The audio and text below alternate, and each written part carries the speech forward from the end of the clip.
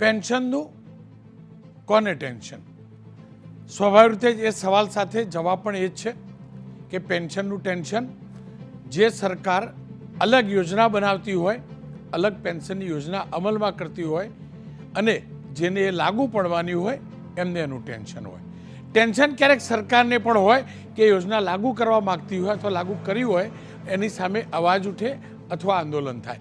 એટલે કે જે લાભ લેનાર છે, જેને પેન્શન મળનાર છે એને ટેન્શન હોઈ શકે અથવા કોઈ નવી યોજના ઇન્ટ્રોડ્યુસ કરવામાં આવતી હોય તો એને હોઈ શકે. પરંતુ સવાલ એ છે કે આ મુદ્દો આજે કેમ? તો આ મુદ્દો આજે એટલા માટે કે ગુજરાત રાજ્ય કર્મચારી મહામંડળની આજે ગાંધીનગરમાં બેઠક મળી હતી. આજે ગુજરાત રાજ્ય કર્મચારી મહામંડળની બેઠક મળી અને આ બેઠકની અંદર ફરી એકવાર આંદોલનની ચીમકી પણ ઉચ્ચારાઈ છે. આ બેઠકમાં વર્ષ 2022થી પડતર એવી 3 જેટલી માગણીઓ સંદર્ભે ચર્ચા કરાઈ. બેઠકમાં નક્કી કરાયું જૂની પેન્શન યોજના પુનઃ લાગુ કરી 1 એપ્રિલ 2005 પહેલાંના સરકારી કર્મચારીઓને યોજનામાં સમાવવા. આ અંગે 23 ફેબ્રુઆરીએ ગાંધીનગરમાં મહાસભા પણ યોજવાનું એલાન કરાયું છે. ફિક્સ પગાર યોજના નાબૂદ કરવા તેમજ તેની સાથે કેન્દ્રીય પીએફ એટલે કે પ્રોવિડન્ટ ફંડની રકમ તમામ કર્મચારીઓ માટે 10% નક્કી કરવાનો પણ મુદ્દો જે પડતર મુદ્દો છે એ અંગે પણ મહાસભામાં માગણી કરવામાં આવશે. સાથે જ એ પહેલાં 14 અને 15 ફેબ્રુઆરીએ કાળી પટ્ટી બાંધી કર્મચારીઓ વિરોધ નોંધાવશે. 16 ફેબ્રુઆરીએ કાળા કપડાં પહેરી કર્મચારીઓ વિરોધ પ્રદર્શન કરશે. એનો મતલબ ગુજરાત રાજ્ય કર્મચારી મંડળ જૂની પેન્શન યોજના અને ફિક્સ પગાર નાબૂદ કરવાના 2 મુદ્દા ઉપર આંદોલન કરવાનું એલાન કરી ચૂકી છે. આજની બેઠકમાં જે નિર્ણય લેવાય છે પ્રકારે 14 અને 15 ફેબ્રુઆરીએ કાળી પટ્ટી બાંધી કર્મચારીઓ વિરોધ નોંધાવશે. 16 ફેબ્રુઆરીએ કાળા કપડાં પહેરી કર્મચારીઓ વિરોધ પ્રદર્શન કરશે. સવાલ એ છે કે કર્મચારીઓની આ માગ નવી નથી. 2022 વિધાનસભાની ચૂંટણી પહેલાં પણ આ જ પ્રકારે આંદોલન થયેલા અને કર્મચારીઓના અનેક સંગઠનોએ ગાંધીનગર સહિત તમામ પ્રકારના પ્રોટેસ્ટ કરાયેલા, પરંતુ પરિણામ શૂન્ય હતું.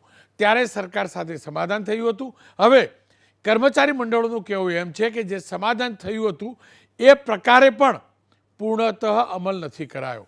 ત્યારે લાગ્યું કે લોકસભાની હવે ફરીથી ચૂંટણી આવી રહી છે અને ફરીથી એક આંદોલનની વાત થઈ રહી છે. ત્યારે હકીકત છે શું, ખરેખર શું થવા જઈ રહ્યું છે એ મુદ્દાને સમજવો જોઈએ, એની ચર્ચા કરવી જોઈએ. મારી સાથે દિગ્વિજયસિંહ જાડેજાજી જોડાયા છે, પ્રમુખ છે ગુજરાત રાજ્ય સંયુક્ત કર્મચારી મોરચાના. હિતેન્દ્ર પટેલ ભારતીય જનતા પક્ષના નેતા છે. આ બંનેનું સ્વાગત છે. જાડેજાજી, આપનું સ્વાગત છે. મને યાદ છે 2022માં પણ આ જ પ્રકારે આંદોલન થયેલું, સમાધાન પણ થયેલું, બધું થયેલું. ફરી એકવાર એ જ પ્રકારની બેઠકો થઈ, એ જ પ્રકારના સંકેત મળી રહ્યા છે. આપ પણ જાણો છો સરકાર સ્પષ્ટ છે ઓલ્ડ પેન્શન યોજના લાગુ નહીં કરવાને લઈને. આપ કહેતા હતા રાજસ્થાનમાં પણ સરકાર ગઈ, હવે એ વાત પણ કોરાણે મુકાઈ ગઈ. આ સંજોગોમાં તમને કેટલો ભરોસો છે તમારી માગણીઓ સ્વીકારાશે એનો?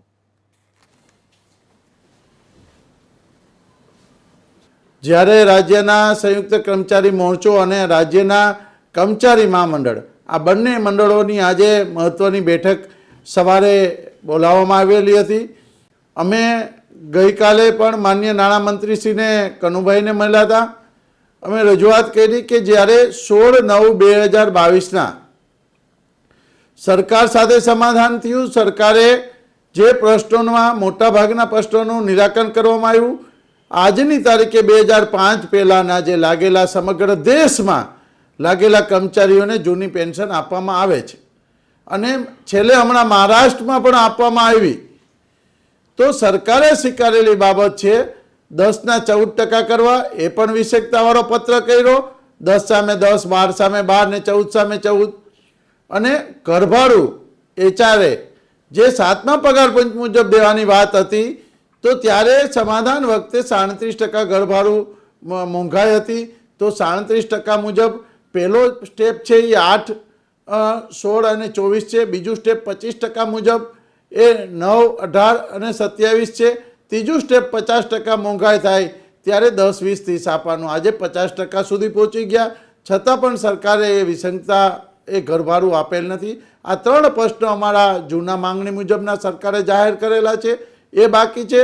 રહી વાત જૂની પેન્શન છે, ફિક્સ પગાર યોજના અને જ્ઞાન સહાયક યોજના જેવી કરાર આધારિત યોજનાઓનો સમગ્ર રાજ્યના કર્મચારીઓ વિરોધ કરી નાબૂદ કરવી અને પૂરા પગારમાં નિયુક્ત કરવી. અને બીજો અમારો જે કંઈ મહત્ત્વના પ્રશ્નો છે એ બાબતે આજે ચર્ચાઓ કરવામાં આવી. સમગ્ર દેશ લેવલે લોકસભાની ચૂંટણી છે ત્યારે સ્વાભાવિક છે કે દેશ લેવલનો પ્રશ્ન હોય, લોકસભાનો પ્રશ્ન છે ત્યારે અમે દેશ લેવલે બે મહત્ત્વના આંદોલનના કાર્યક્રમ કર્યા. સમગ્ર દેશના કર્મચારીઓ એક નેજા નીચે ભેગા થઈ અને કાર્યક્રમ આપ્યો. સરકારે એની કમિટી બનાવી છે. આ કમિટીની અંદર ચર્ચાઓ ચાલે છે. એટલે ફરી પાછી અમારી 7 તારીખે દિલ્હીમાં મહામંડળોની મિટિંગ છે. એની અંદર જે મહત્ત્વનો નિર્ણય કરવામાં આવશે અને જે કાર્યક્રમ આપવામાં આવશે એની અંદર મોટી સંખ્યામાં ગુજરાતમાંથી ઉપસ્થિત રહીએ એના માટેની રણનીતિ નક્કી કરવામાં આવી. અમારા જે અત્યારે 4 પ્રશ્નો, 3 અગાઉના અને 2 પ્રશ્નો અત્યારના, આ રીતે 5 પ્રશ્નો સાથે સરકારની સામે 2 દિવસ કાળી પટ્ટી ધારણ કરવી, કાળા કપડાં પહેરી 16 તારીખ એટલા માટે છે કે ફિક્સ યોજનાનું 16 તારીખે સુપ્રીમમાં જ્યારે જજમેન્ટને સુપ્રીમની અમારી આવનાર બોર્ડ ઉપર કેસ છે એ ગઈ તારીખે 45મો ક્રમ અમારો હતો અને 45 સુધી આવેલા અને જે બોર્ડ ઉપર આવેલ નથી ફરી તારીખની અંદર આનું જજમેન્ટ બોર્ડ ઉપર ચાલે અને કર્મચારીની તરફેણમાં આવે એવું પણ ઈચ્છીએ છીએ. સરકાર આ કેસ પાછો ખેંચી લે એવું પણ અમે ઈચ્છીએ છીએ. એટલે દેશ લેવલે આ સમગ્ર જ્યાં જ્યાં ભારતીય જનતા પાર્ટીની સરકાર છે કેન્દ્ર નાકે ત્યાં સુધી અહીંયા અમલવારી નથી થતી. એટલે કે રાજસ્થાનની અંદર પરિવર્તન થયું, જૂની પેન્શન છે બંધ કરીને નવી ચાલુ થઈ. અન્ય રાજ્યમાં જ્યાં પરિવર્તન થયું અહીંયા જૂની પેન્શન ચાલુ કરવામાં આવી. મહારાષ્ટ્રની અંદર ભાજપ સરકાર જ છે તો એને 5 પહેલાંનો ઠરાવ હમણાં 2 દિવસ પહેલાં જ સરકારે કરવામાં આવ્યો. તો જ્યારે દેશના કર્મચારીઓ ઈચ્છે છે કે ભાઈ અમારી આ બુઢાપાની લાઠી જે 2000 કે 1500 પેન્શન નિવૃત્ત થાય ત્યારે મળે, ત્યારે સ્વાભાવિક છે કે એનું જીવન જરૂરિયાત જે 1 લાખ કે 1.5 લાખ પગારમાં નોકરી કરતો હોય ને એનું જીવનશૈલી હોય, જે રીતે એના પરિવાર સાથે રહેતો હોય, તો નિવૃત્ત થયા પછી 1500-2000માં એનું ઘરનું ગુજરાન પણ ના ચાલે. એટલે એ પરિવારની મુશ્કેલીને ધ્યાનમાં લેતા વર્ષોથી આ માંગણીથી અમે લડતા આવી છીએ. ફરી લોકસભાની ચૂંટણી છે તો અમારો અવાજ બુલંદ કરવા માટે, અમારો અવાજ સરકાર સુધી પહોંચાડવા માટે, સરકાર સાથે અમારે જ્યારે ઘણી વખત એવું કહેવામાં આવે કે ચૂંટણી આવે ને કર્મચારીઓ સરકાર સામે આંદોલન કરે છે. અરે ભાઈ, જે સમયે અમે અમારો અવાજ સરકાર પાસે પહોંચાડવા માટે કાર્યક્રમો આપતા હોય છે. હિતેન્દ્રભાઈ મારી સાથે જો. હિતેન્દ્રભાઈ, જો કર્મચારીઓ તમારા પક્ષના સમર્થક પણ હશે, વિપક્ષના સમર્થક પણ હશે. કોઈ એવું ટાઇટલ તો હોય નહીં કે આ પક્ષના કર્મચારી, આ પક્ષના કર્મચારી. પણ સવાલ એ છે કે જેવી રીતે દિગ્વિજયસિંહજી કહી રહ્યા હતા કે મહારાષ્ટ્રની અંદર 2005 પહેલાંના અને જૂની પેન્શન યોજના લાગુ કરવામાં આવી. અહીંયા ગુજરાતમાં વચન આપવામાં આવ્યું હતું, એ વચન પણ પાલન ન થયા અને કર્મચારીઓની માંગ જે સ્વીકારવામાં આવી હતી એનો પણ અમલ ન થયો. આવું ઓરમાયું વર્તન કેમ?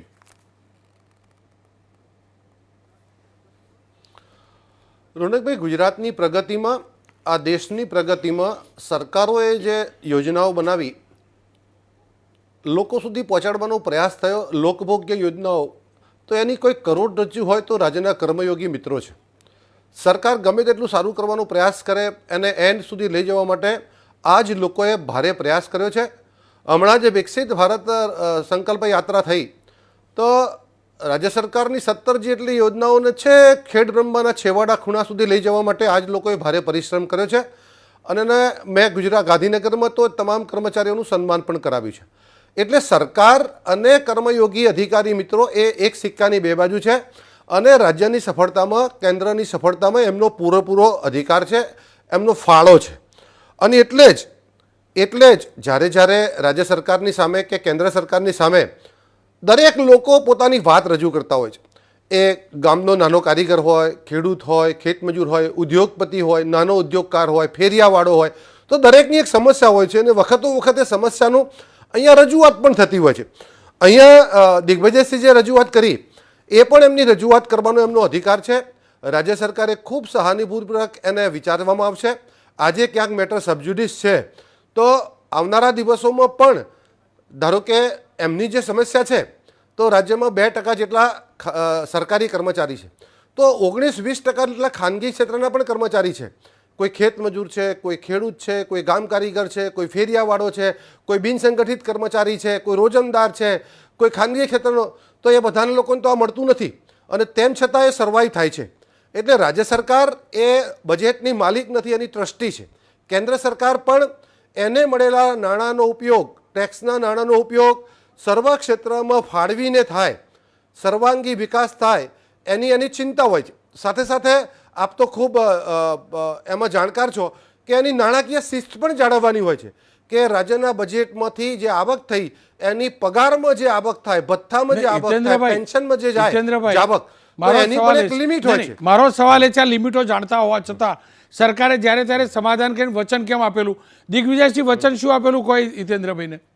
અમારા 14 પ્રશ્નમાં સરકારે જૂની પેન્શન અને જે પગાર ગ્રેડ બાબતની કે ફિક્સ યોજનાની બાબત હતી એના સિવાયની તમામ બાબત સ્વીકારી. એ બાબતની 5 પહેલાંના સમગ્ર દેશમાં ખાલી એક જ ગુજરાત એવું રાજ્ય છે કે 5 પહેલાં લાગેલા કર્મચારીઓને જૂની પેન્શન યોજના આપવામાં નથી. સમગ્ર દેશની વાત કરું છું. ગુજરાત એક જ રાજ્ય એવું છે કે 5 પહેલાં લાગેલા છે. વચન આપેલું, વચન આપેલું લેખિતમાં મારી પાસે આ સરકારે પરિપત્ર બહાર પાડેલો લેખિતમાં, એની અંદર પણ આનો ઉલ્લેખ કરેલો છે. જી હિતેન્દ્રભાઈ, જુઓ, સ્વીકારેલી બાબત છે 10% સમગ્ર દેશમાં. રોનકભાઈ, સમગ્ર દેશમાં 10% એક પણ રાજ્ય એવું બતાવે કે 10% નથી આપતા. આખા સમગ્ર દેશના રાજ્યો 10% આપે છે. ફક્ત ગુજરાતની અંદર 10% આપવાનું સરકારે સ્વીકાર્યું અને પછી પરિપત્ર અધિકારી દ્વારા એવો કરવામાં આવ્યો કે 10 કરો તો 10, 12 કરો તો 12 ને 14 કરો તો 14. અરે ભાઈ, 10 સામે જ 14 આપવાનું. સરકાર દેશના આખા દેશમાં દરેક કેન્દ્ર સરકાર હોય કે દરેક રાજ્ય સરકાર હોય, એક જ ગુજરાત એવું છે કે 2005 પહેલાને અને 10% કર્મચારીઓને નથી આપવામાં આવ્યું. એટલા માટે આંદોલનની અંદર આ મુદ્દો લીધો હતો અને એ સરકારે એટલે સ્વીકાર્યું હતું કે સમગ્ર દેશમાં અપાય છે તો ગુજરાત વિકસિત રાજ્ય છે, ગુજરાત 1 નંબર રાજ્ય છે. એટલા માટે દેશની અંદર બધે મળતું હોય તો આ ગુજરાતની અંદર અમે આપશું. અને એ સરકાર સીએમ સાહેબ સાથે 5 મંત્રીએ ચર્ચા કર્યા પછી અમારી સાથે 16/9 મીટિંગ થઈ અને એના સિવાયના જૂની પેન્શન એમ કેન્દ્ર જ્યારે ડિક્લેર કરે કે અન્ય રાજ્યમાં આપવામાં આવે ત્યારે જૂની પેન્શન આપશું. ત્યારે અમે કીધું એ લોકસભાનો પ્રશ્ન હોય, કેન્દ્રનો હોય તો કેન્દ્રની ચૂંટણી આવશે ત્યારે અમે અમારી વાત મૂકશું. આપ જોડાણો હિતેન્દ્રભાઈ, ફરીથી કહું છું, નાણાકીય ડિસિપ્લિન હોવી જ જોઈએ અને ખાનગી કર્મચારીનું હિત પણ જળવાવું જોઈએ, પણ હકીકત છે. પણ સવાલ એ છે કે જો નાણાકીય ડિસિપ્લિનની અંદર એ ના આવતું હોય તો એ વચન આપવું નહોતું જોતું કે 14% અમે ભરીશું, 10% તમે ભરજો. પહેલું વાત. બીજી વાત, 2005 પહેલાંના કર્મચારીઓને આ ફાયદો આપવામાં આવશે, ઓલ્ડ પેન્શન, એવું વચન ના આપવું જોઈએ. વચન કેમ આપો છો? બસ. રોનકભાઈ, આપની વાત સાચી છે અને મેં ક્યારેય એમાં ડિનાય પણ નથી કર્યું. રાજ્ય સરકારના પ્રતિનિધિઓએ એસોસિએશન, મેં કીધું કે આ બધા અધિકારી કર્મયોગી એ સરકારની બેકબોન છે અને સરકારની સફળતામાં એમનો સિંહ ફાળો છે. અને એટલે જ જે બાબતો એ કમિટી સાથે અથવા સરકારના કર્મચારીઓ, અધિકારીઓ કે મંત્રીઓ સાથે જે ચર્ચા થઈ છે એની સાથે હું ક્યાંય ડિનાય નથી કરતો. એની જે પ્રોસેસ છે ચાલુ હશે અને એના સમયે એ જે ચર્ચાઓ છે એને આધારે નિર્ણય પણ કરશે. સાથે સાથે આ જે લોકો છે, ધારો કે કોઈ એક નિર્ણય સરકાર કરે ત્યારે સમાજમાંથી પણ એના સૂચનો મંગાવતી હોય છે. તો અનેક લોકોએ ધારો કે ખેડૂતને 6,000 રૂપિયા આપવા છે તો ઘણા બધા લોકો વિરોધ કરે કે ખેડૂતને ઇન્કમટેક્સ ફ્રી કેમ, ખેડૂતને આ પૈસા સબસિડી કેમ. તો બાકીના સમુદાયો એની ચિંતા કરતા હોય છે. આમાં પણ તમામ સમુદાયોએ પોતપોતાના વિષયો પણ રજૂ કર્યા છે. અને આજે જ દિગ્વિજયસિંહે વાત કરી કે 16મી તારીખે મુદત હતી, કાલે ફરીથી એની આવશે અને રાજ્ય સરકારની જે ચર્ચા હતી એમાં તો આગળ વધીશું જ, પણ કોર્ટ પણ આપણી પાસે છે જ. જો ધારો કે એમાં આપણે કંઈ ખોટા પડ્યા છું તો પણ કુલ મળીને વ્યક્તિગત રીતે હિતેન્દ્ર તરીકે મારો એવો મત છે કે સમાજના તમામ સમુદાયોને સાથે રાખી તમામનું હિત થાય એ રીતે રાજ્ય સરકારના બજેટનું આયોજન કરવાનું હોય છે. તેમ છતાં રોનકભાઈ, આ મારી પાસે તમારા એબીપી અસ્મિતાના કર્મચારી આવ્યા છે તો એને આપણે એવા અરડો અબજો કર્મચારીઓ છે કે જેને કોઈ ફેસિલિટી નથી મળતી, તેમ છતાં એમનું જીવન નિર્વાહ ચાલે છે. તો ભણેલા લોકો કે આ 2% લોકોને જ્યારે ચૂંટણી આવે ત્યારે આ બધું યાદ આવી જાય છે. ત્યારે વ્યક્તિગત મારો એવો મત છે કે તમારી માંગણી ચાલુ વ્યક્તિગત રાખવી મત છે કે જોઈએ, પક્ષનો મત ચર્ચાઓ છે? ચાલુ રાખવી જોઈએ. વ્યક્તિગત મત છે કે કોર્ટનું પક્ષનો આશરો મત છે? લેવો જોઈએ. વ્યક્તિગત મત છે કે નહીં, પક્ષનો મત છે? ના, મારો વ્યક્તિગત મત એવો છે, ભારતના નાગરિક તરીકે મારો એવો મત છે કે હું ખેતી કરું છું તો મને તો કોઈ પેન્શન નથી મળતું, મને કોઈ એરિયસ નથી મળતું, કોઈ પાછલી તારીખથી એરિયસ નથી મળતું. અને ચોમાસામાં તમે જુઓ છો કે પાક ફેલ જાય ને તોય કોઈ પૈસા નથી મળતા. અને તેમ છતાં ઉપરવાળો આપણું પૂરું કરે રાખે છે. એવા અનેક કર્મચારી છે કે જે બીમાર પડે તો 10 દિવસ નોકરી ના જાય તો એનો પગાર કપાઈ જાય છે. અને 60 વર્ષનો થાય, અપંગ થઈ જાય તો એને પાછળથી કોઈ રોજગારી નથી મળતી, તેમ છતાં એનું રોડવી લે છે. એવા આ ગુજરાતના 7.5 કરોડ લોકોમાં કે દેશના 140 કરોડ લોકોમાં માત્ર ને માત્ર 1 કરોડ લોકોનો જ આ પ્રશ્ન છે. 139 કરોડ લોકો તો પોતાનું રોડવી જ લેતા હોય છે. જી, આ બંનેનો ખૂબ ખૂબ આભાર. ખેર, એ હકીકત છે કર્મચારીઓ સરકારનું અભિન્ન અંગ છે. એ પણ હકીકત છે કર્મચારીઓએ ફરજ અને હક બંને સિક્કાની બે બાજુ છે, એ પણ સમજવું પડશે. આશા રાખું આનો સત્વરે સકારાત્મક નિવેડો આવે, કારણ કે ફરીથી કહીશ, સરકાર માટે કર્મચારી પણ એટલા જ મહત્ત્વના છે અને કર્મચારીઓ માટે પણ સરકારના નિયમો એટલા જ મહત્ત્વના છે.